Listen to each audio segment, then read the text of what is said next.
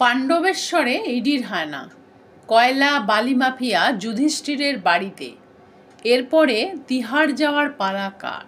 ইডির অন্য একটি দল এদিন সকালে পাণ্ডবেশ্বর এলাকায় তল্লাশি শুরু করেছে।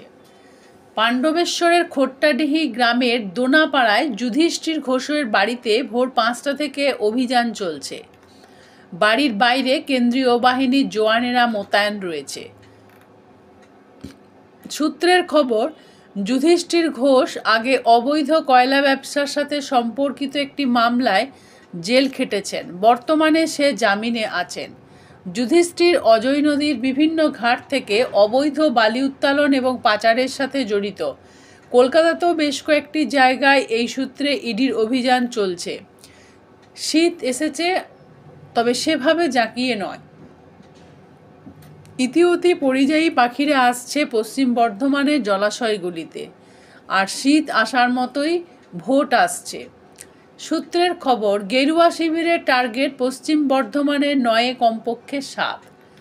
শুভেন্দু অধিকারী কিন্তু ইঙ্গিত দিয়েছিলেন আসানসোলে এসে এবারে ইডির কড়া অভিযান হবে।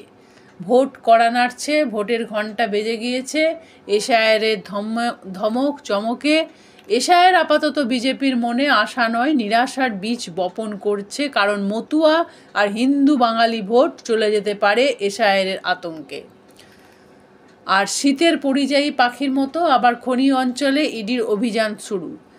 আসানসোল সিবিআই আদালতে কয়লা মামলায় সিবিআই বলেছিল 3 মাসের মধ্যে প্রকাশ্যে আসবে প্রভাবশালীদের নাম, আর তারপরেই খনি অঞ্চল জুড়ে ইডি অভিযান।